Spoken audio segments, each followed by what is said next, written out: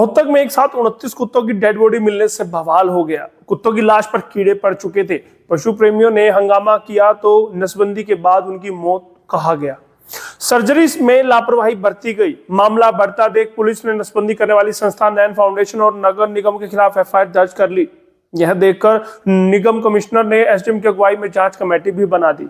Foundation ने पहले इनकार किया था कि कुत्ते उनके शेल्टर होम के नहीं हैं, लेकिन बाद में कबूल किया कि रूटीन में कुत्ते मरते रहते हैं। अब फाउंडेशन के मालिक ने 7 पन्ने की एक सफाई जारी की है, जिसमें पूरी कार्रवाई और आरोपों पर सवाल खड़े किए हैं। उन्होंने कहा कि हमारे खिलाफ टारगेटेड कार्रवाई की जा रही है।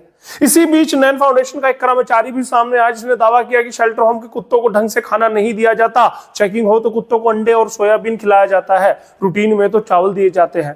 भूख के मारे कुत्ते कई बार एक दूसरे को नोच देते हैं। कोई कुत्ता मर जाए तो दूसरे कुत्ते उसे खा जाते हैं।